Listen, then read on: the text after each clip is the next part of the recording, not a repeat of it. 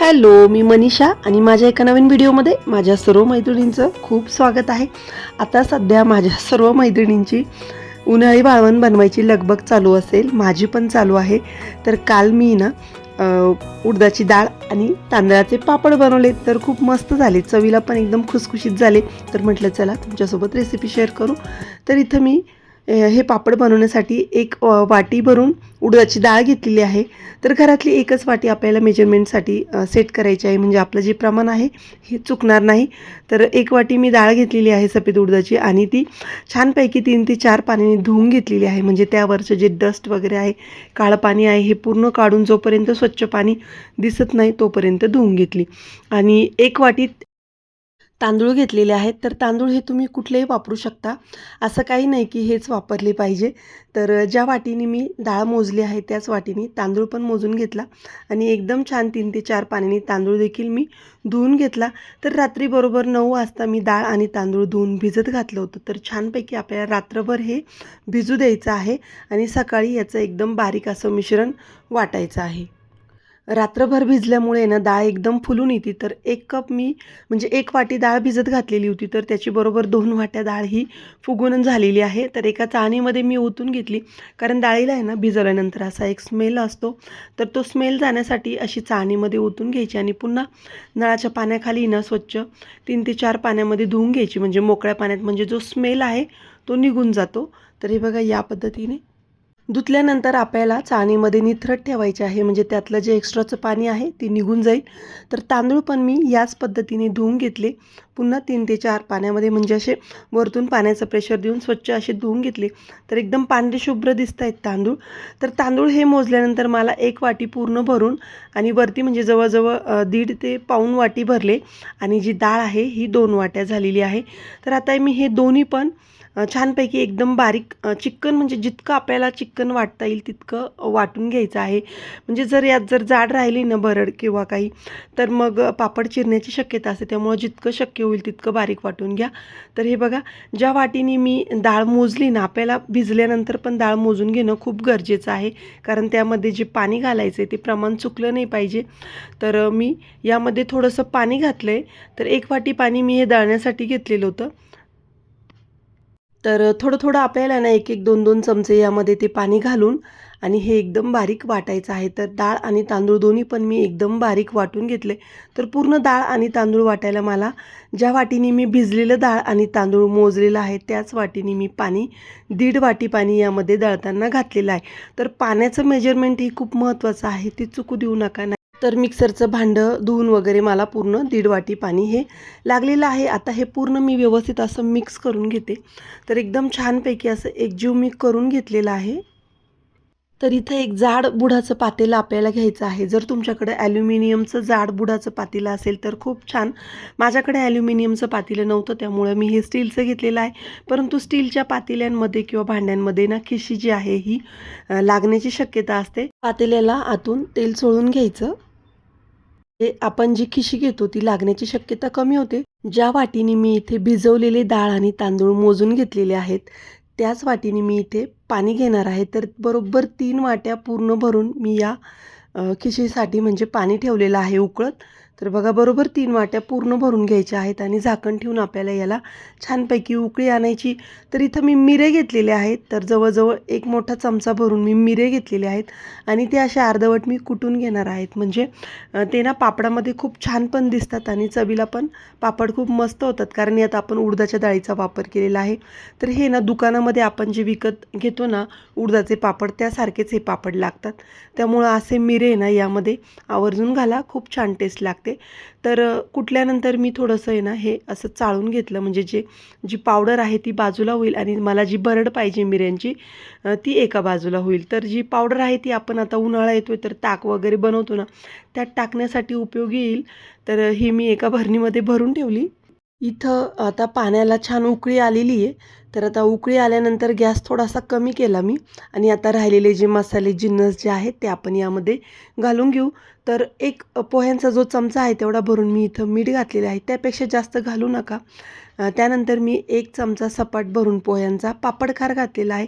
तर पापडखार हा आवर्जून घाला, म्हणजे पापड जे आहेत ते फुलायला मदत होते आणि छान पापड होतात खुसखुशीत. तर जे मिरी कुटून घेतलेले आहे तर ते पण मी यामध्ये आता घातलेले आहेत. तुम्हाला जर आवडत असेल ओवा, जिरेची पूड वगैरे तर तुम्ही घालू शकता. मी नाही घातलं, मी फक्त मिरे, पापडखार आणि मीठ या 3च वस्तू घातलेल्या आहेत. तर आता गॅसची फ्लेम थोडी कमी करायची आणि आपण जे मिश्रण वाटून घेतलेलं आहे ते सर्व यामध्ये हळूहळू ओतून एका हातामध्ये लाटणं घ्यायचं आणि बघा या पद्धतीने असं आपल्याला हे फिरवत राहायचं आहे. तर कंटिन्युअसली आपल्याला हे फिरवायचं आहे, हात थांबवायचा नाही, नाहीतर मग गाठी होतात. आणि पूर्ण व्यवस्थित असं हे यामध्ये पूर्ण ओतून घ्यायचं मिश्रण. तोपर्यंत गॅसची फ्लेम ही कमीच ठेवायची आहे, एकदम कमी ठेवायची आहे. आणि ही अशी प्रोसेस मी जी करते आहे या पद्धतीने करायची आहे. तर लाटण्याच्या साहाय्याने आपल्याला हे एकसारखं हलवायचं आहे. तर अशा पद्धतीने मी एकसारखं हलवत आहे आणि हे मिश्रण थोडं थोडं आहे ना घट्ट व्हायला लागतं. तर तुम्ही विस्करचा पण वापर करू शकता जर तुम्हाला वाटत असेल की गाठी फुटत नाही आहे तर. या पद्धतीने बघा मी विस्कर पण घेतलेला आहे. तर एक कंटिन्यू आपल्याला असं घट्ट होईपर्यंत हे सतत ढवळत राहायचं आहे.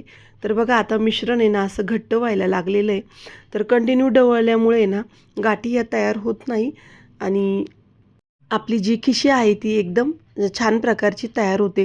तर हे पीठ ओतल्यापासून आपल्याला कंटिन्यू, म्हणजे मला ही खिशी पूर्ण शिजवण्यासाठी जवळजवळ 30 ते 29 मिनिट लागलेले आहे. म्हणजे पूर्णपणे मी एकदम दणदणीत ही खिशी शिजवून घेतलेली आहे. जर खिशी कच्ची राहिली ना तर आपले पापड चिरतात. त्यामुळं घाई करायची नाही. मंद आचेवर आपल्याला 28 ते 30 मिनिटपर्यंत आपल्याला ही खिशी छानपैकी शिजू द्यायची आहे. म्हणजे जेव्हा आपण पीठ ओततो तेव्हापासनं मोजलेलं आहे मी.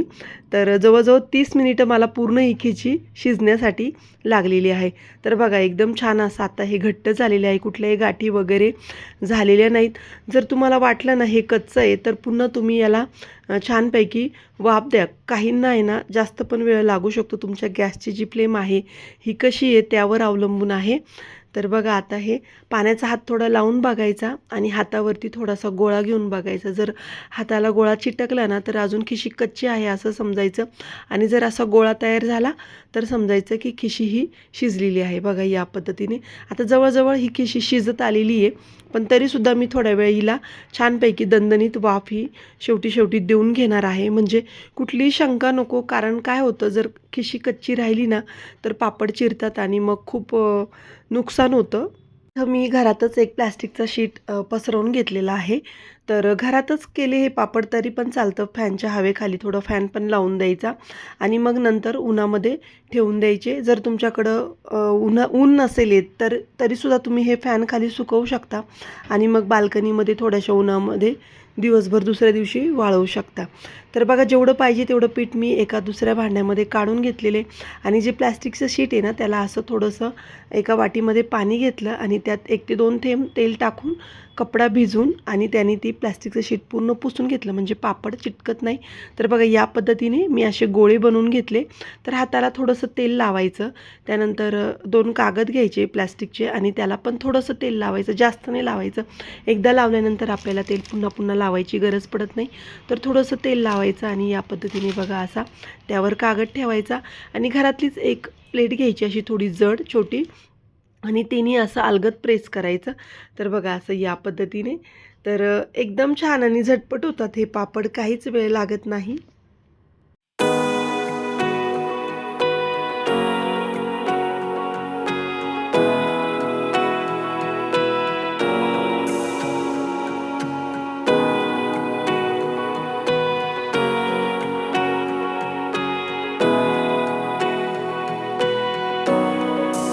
तर अशा पद्धतीने आपण एकटे जरी असाल तरी असे पापड झटपट बनवू शकतो. खूप सोपी मेथड आहे ही पापड बनवायची आणि माझ्या प्रमाणे जर तुम्ही केले ना स्टेप बाय स्टेप, एकही स्टेप चुकू दिली नाही, पूर्ण व्हिडिओ बघून पूर्ण व्यवस्थित अशा जर स्टेप बाय स्टेप केली तर नक्कीच तुमचे पापड खूप छान होतील. फक्त जे पीठ आहे हे उबदार ठिकाणी ठेवा, थंड होऊ देऊ नका. जेवढं पाहिजे तेवढंच काढून घ्या, नाहीतर मग थंड झाल्यानंतर पापड चिरतात किंवा ते आपल्याला पसरवायला त्रास होतो. पण जर खरोखर तुम्ही एकटाच असाल आणि जर तुमच्याकडनं वेळच झाला, पीठ एकदमच थंड झालं, तर काय करायचं? त्यासाठी मी एक छोटीशी ट्रिक पण तुम्हाला पुढे सांगतेच. थंड झालेलं पीठ हे एका कुकरच्या डब्यात किंवा असं पातळसर भांड्यामध्ये घ्यायचं. कुकरमध्ये खाली पाणी ठेवायचं 1 ते 2 इंच आणि त्यामध्ये एक जाळी ठेवायची किंवा चाळणी ठेवायची अशी. त्यावर ते भांडं ठेवून झाकण ठेवून दणदणीत वाफ पुन्हा 5 ते 7 मिनिट पिठाला देऊन घ्यायची. पूर्ण पीठ गरम होईपर्यंत आणि गरम झाल्यानंतर परत त्याचे पापड बनवायचे. तर एकदम सोपी ट्रिक आहे. या पद्धतीने थंड झाल्यानंतर तुम्ही करून बघा. पापड झटपट होतील. तर फ्रेंड्स, हे पापड एकदम कडकडीत उन्हामध्ये वाळवायचे आहे. एक संपूर्ण दिवस वाळवले तरी पण चालतील. फक्त जे मेजरमेंट आहे ते चुकू देऊ नका मिठाचं वगैरे. कारण मीठ हे जर जास्त टाकलं गेलं ना, तर पापड वाळल्यानंतर खारट होतात. तर अशा प्रकारे मी सर्व पापड हे कडकडीत उन्हामध्ये दुसऱ्या दिवशी वाळून घेतले आणि आता मी तुम्हाला एक पापड तळून पण दाखवते. गॅसवरती मी तेल एकदम कडकडीत तापून घेतलं. त्यानंतर गॅसची फ्लेम थोडी कमी केली. तर बघा एवढा छोटा पापड तेलात टाकल्यास किती फुलला आणि खूप खुसखुशीत मस्त होतात चवीला हे पापड. तर यावर्षी तुम्ही तुमच्या वाळवणाच्या पदार्थांमध्ये ही एक नवीन रेसिपी ॲड करू शकता आणि ट्राय करू शकता. नक्कीच तुमच्या घरातील सर्व मुलांना, वयोवृद्धांपासून सर्वांना आवडतील. तर फ्रेंड्स, रेसिपी आवडली असेल तर लाईक करा. पुन्हा भेटूया एका नवीन रेसिपीसोबत. धन्यवाद अँड बाय बाय.